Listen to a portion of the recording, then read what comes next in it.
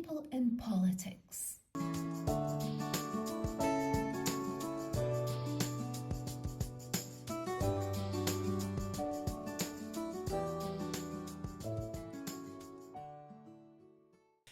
Well, hello and welcome to the first ever episode of People and Politics, my podcast. My name's Paul Kane. I'm a member of the Scottish Parliament for the West Scotland region, and I've decided to do a podcast and a series of conversations because I really want to hear a lot of the unique stories and a lot of the interesting things that are going on in communities across the region that I represent.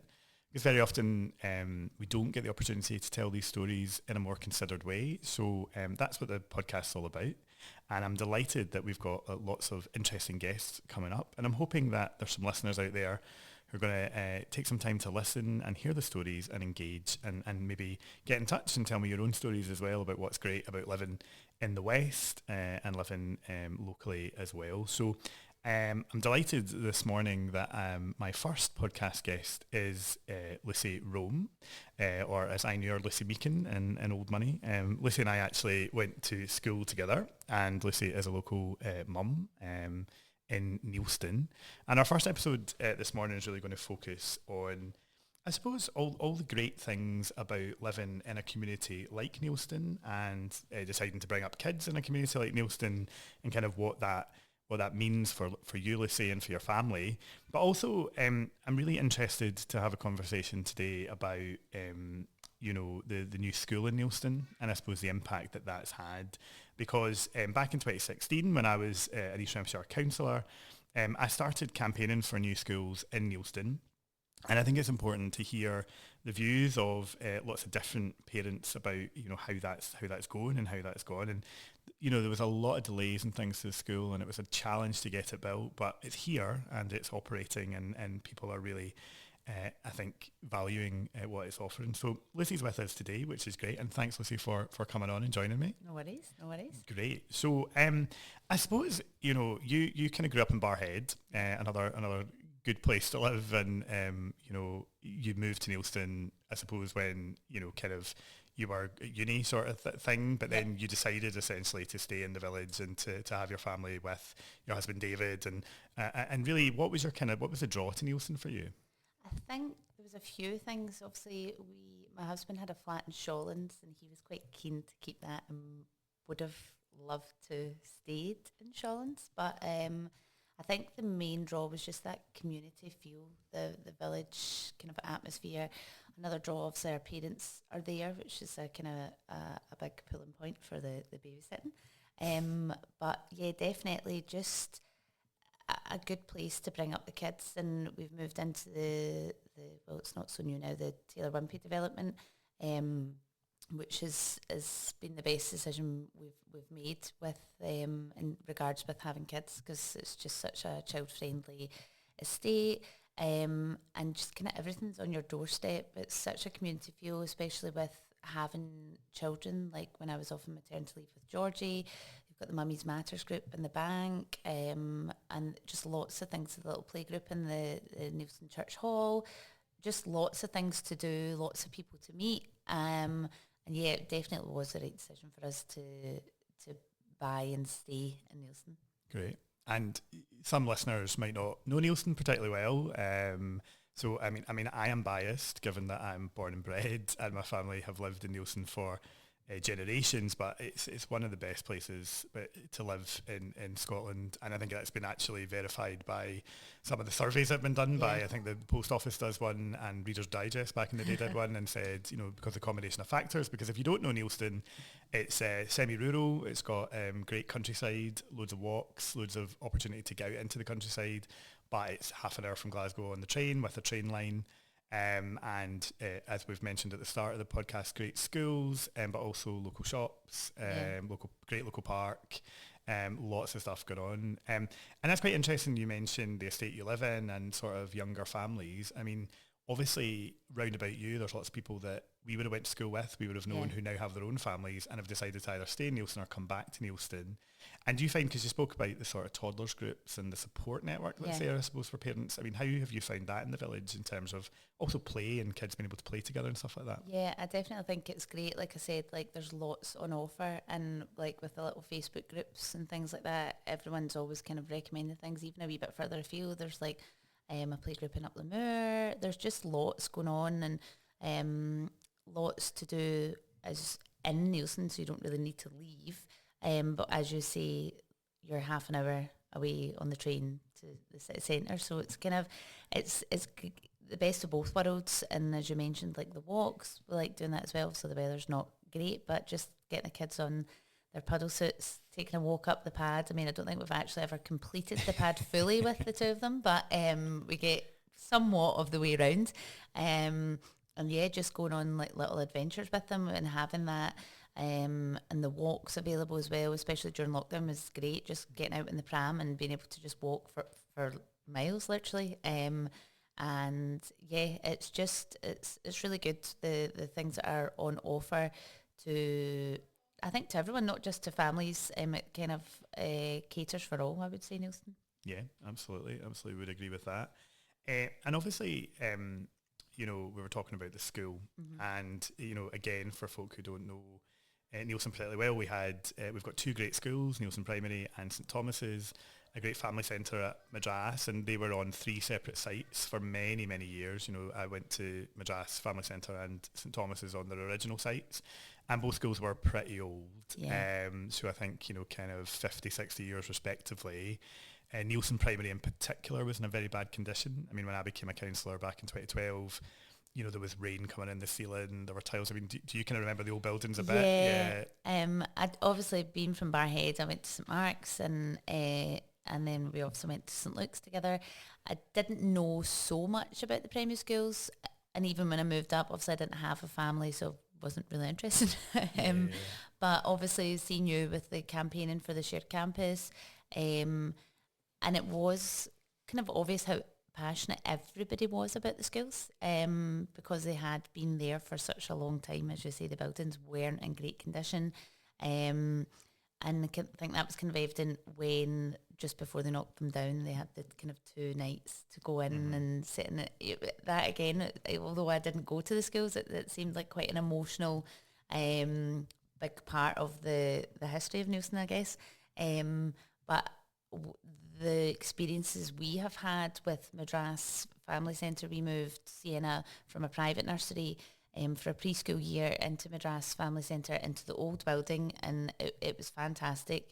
And then she got time in the new building before she started school, and I can't fault any of her experiences now. She's just completed primary 1, and again, the school itself is fantastic. The teachers, all the staff have been amazing, and just to kind of top that off, the building, the facilities that's at hand to them is just kind of second to none. And I'm just so grateful that both my children will have that experience of the new build school, which is fantastic.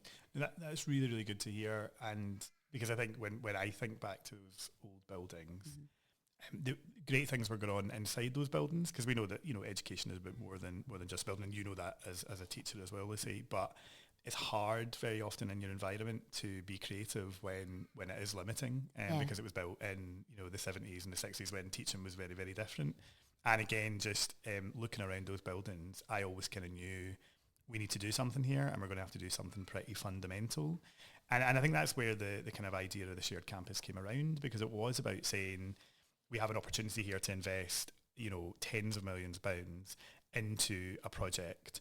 And what we want to do is make sure we get the most benefit for the most people in the community. Yeah. So I think being able to bring the establishments together on a shared site with very much respecting the identities of both schools, I think that was vital. And it was important to bring the community together in that conversation so that people felt that they had a real stake in it. So I suppose it's interesting, because you were just talking there about, I suppose, the campaign and understand the passion in the community. I mean, it kind of started as a bit of a pipe dream, I suppose. Yeah. And when you kind of first maybe heard about that, were you kind of a bit like, Not sure this will ever get off the ground because sometimes that's what Yeah. happens, you know. Yeah, and then also, like, I know obviously with like anything, there's going to be kind of some resistant people against it, and maybe some people have experience of working in shared campus, or their kids or grandkids have been in shared campus before, and voicing their concerns, all valid concerns. But from my experience, granted, Sienna's only finished primary one, I mean, I don't think there has been those kind of teething issues, or the kind of problems with the sharing of the gym hall, of the pitches. From my experiences, I've not heard, and talking to other mums, it all has been really positive. Obviously there's been the kind of teething issues at the beginning, but that's obviously to be expected. But I definitely think it was the right move, and as you say, great that it got off the ground and it's actually completed. I think also integrating the nursery into that has been a game changer. It really helped. I was quite concerned about how Sienna would settle into primary one, but having her in that new building for 4 or 5 months before she started primary one, I don't even think she cried on the first day, because it was the same building, it was the same faces she was seeing. And I think I would, like, that's one piece of advice I'd give to any parents of children that are starting primary one maybe this year. I think you'll be surprised at how well your child will integrate into primary one, because of it being the same building. They're able to go up to their visits more easily, and yeah, I think it's just been brilliant. Good. No, and again, really, really good to hear about that. And I think you're right. I mean, I think with any project of this scale and doing something different, there are teething problems. But I think what you had was a real commitment from teachers, from parents, from the community to make this work. Yeah. And I've often said, if it's going to work anywhere, it's going to work in a place like Neilston, because there are such strong bonds of community and family that we spoke about at the start of this episode. And, I think it is just a real gift to be able to share and also to respect our individual identities as establishments and schools. And particularly for, communities, faith community within St Thomas's, I think that was really important, and I'm glad we were able to really put that at the front and centre. But also to respect the ethos of Neilston Primary as a real strong individual school with its own ethos and outlook. So, it has been really nice to see that. I suppose it was interesting there just talking about the transition. So you spoke about your daughter not crying and sort of, been really, really positive. I mean, how do you see it through her eyes, I suppose? Because for a small person going into that building, I mean, they won't know any of the context of what we've just discussed about, the planning and the kind of consultation and the funding and all that. I mean, to them, it's just this exciting new place. So what was it like for her? I mean, I think when she first started the nursery, she was obsessed with the climbing wall. I think that's what they all talk about, is the climbing wall. Absolutely love it. And yeah, just I think she almost took it for granted that's what all children get. And now that she's in primary one, going into primary two, I think she also loves it. The fact that she attends the breakfast club as well, which is another great resource to have. And just having the children from St Thomas's and Neilston both in the breakfast club, and then she's able to see all of her friends at break time, at playtime, and yeah, I just think she doesn't really know how lucky she is when she looks at the games hall and all these things that they can do in that, and putting on the shows and things like that.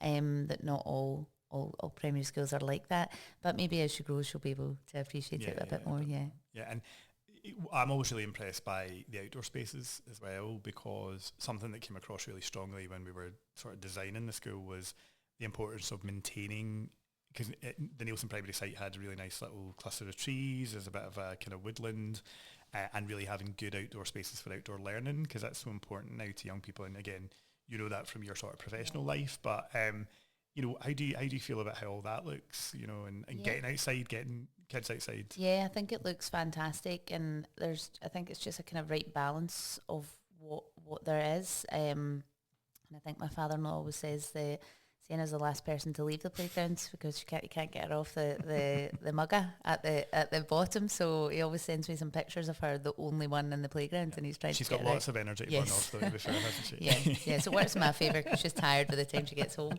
But yeah, again, the facilities are great.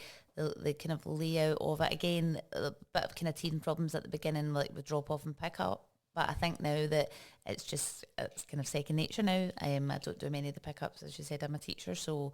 But yeah, I think it's great. The car park space as well, really good, because I know a lot of new build schools don't have enough space for staff.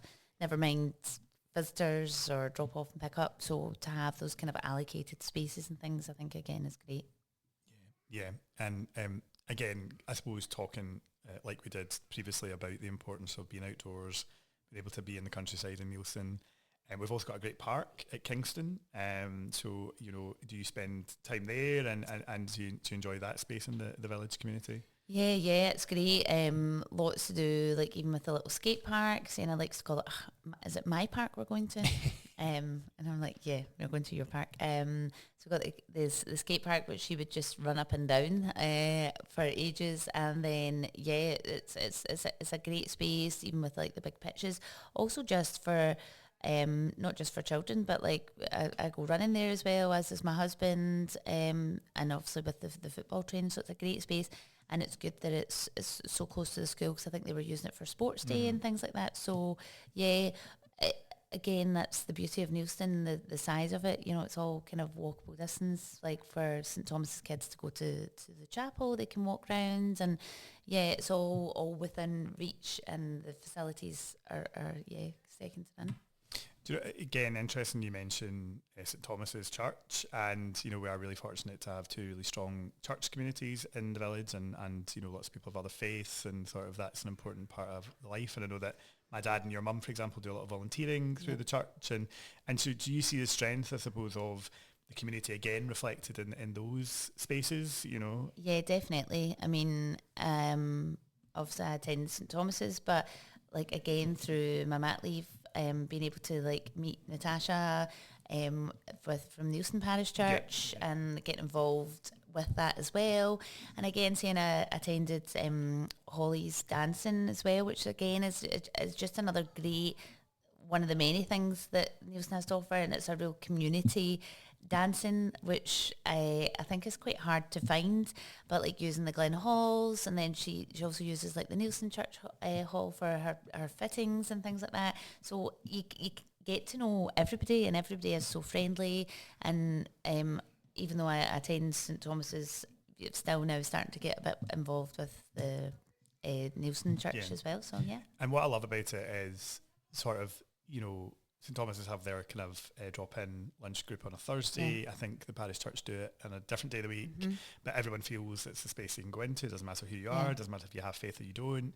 Really non-judgmental. They'll always get a good chat. Certainly your mum will talk to anyone. I know my dad can occasionally be a bit grumpy. Sorry, Dad, for saying that. But, it is a space that really is reducing isolation and loneliness for a lot of people.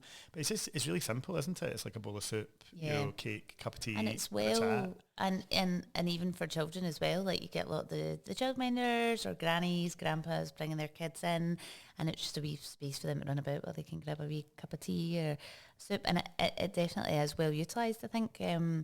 But it's maybe get more people aware that anybody can go into it. So yeah, absolutely. And again, I think just talking there, and you mentioning so many different groups in the village, and there are loads of groups. And I would say at this point, we'd love to give you all a shout out, but there's so many of you. And actually, future podcast episodes, if you want to come on and chat about what you're getting up to or what you're doing, then get in touch, and we'd be really happy to kind of cover that. But the strength in Neilston, I think, is also in how all those groups come together for really significant events in the life of the village. So obviously people will know that I'm involved with the War Memorial Association. We obviously organise Remembrance Sunday, which is always really poignant and really fitting, and it takes so many people across the village community, like Scouts, Guides, BB, and the churches, to pull that together and to make it happen. Similarly, we do the Christmas switch on, which is really important part of the year. It's a great event, if I do say so myself. really simple in some ways, but pipe band are there, who are phenomenal.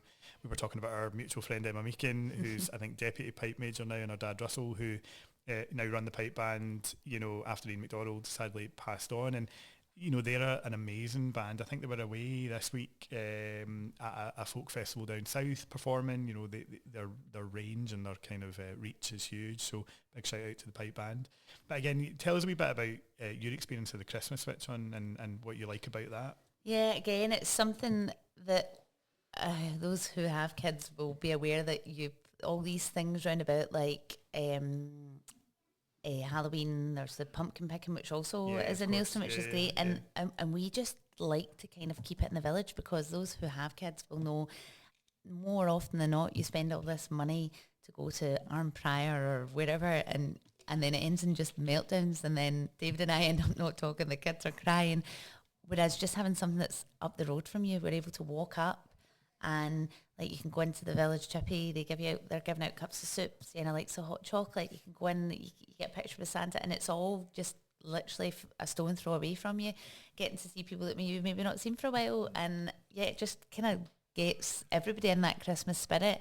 It's great at the wee markets and the wee stalls, and it's just really good, and it's just a good way to catch up with family, friends, and all just everybody within walking distance to it. So it's something that it's become a tradition. Yeah, and hundreds of people you turn out, and I suppose we've always looked at it as we're not going to be George Square, and that's absolutely fine, because we don't want to be that, and we want to be a place where families can come out and they don't have to spend any money if they don't need to or they don't want to, and they can just have a really nice afternoon. And we pull it off every year with phenomenal helpers and people who give us support. But I obviously have the stress every year of making sure that the tree goes on at the right point, and when they flick the switch, it actually lights up. But we've been okay in that regard so far.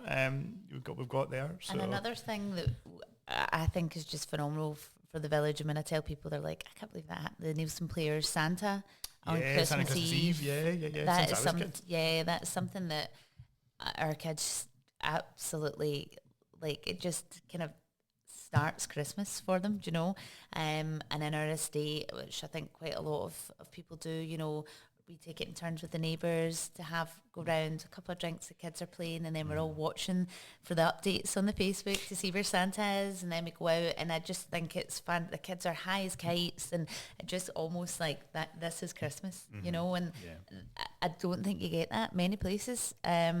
So big shout out to Neilston Players for that. Santa's had a new sleigh.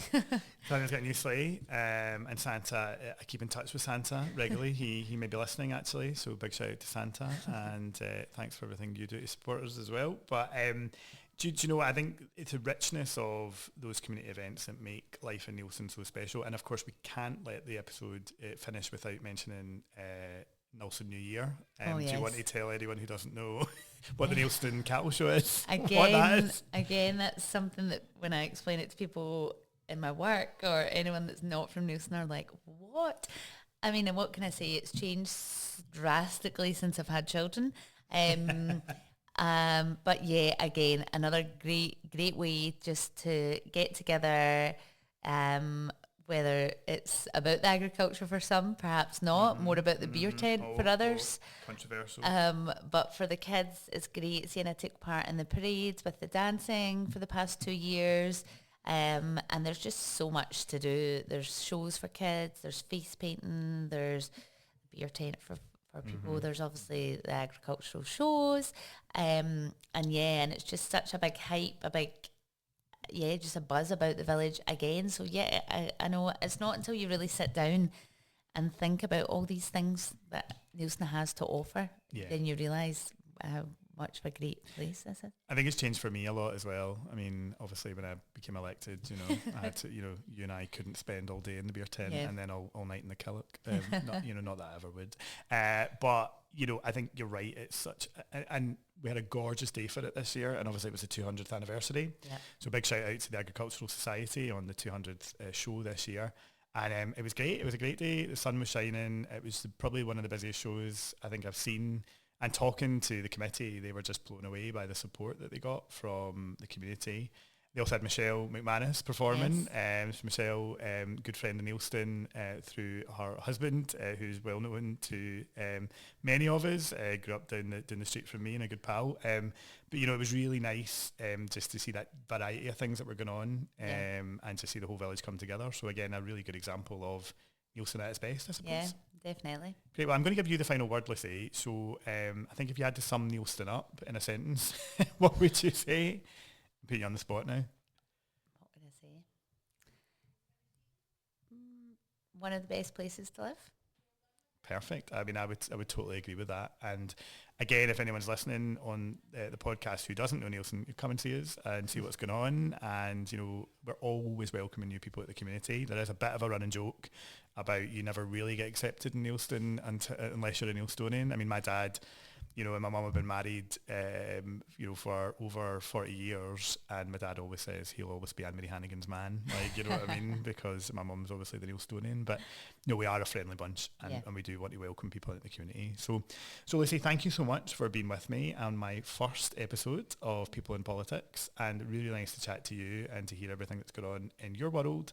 And again, I would just say to anyone listening, if you've got an interesting story or you're doing something across the region that you think deserves a bit of a showcase, then don't hesitate to get in touch and we can get you on another episode of People and Politics.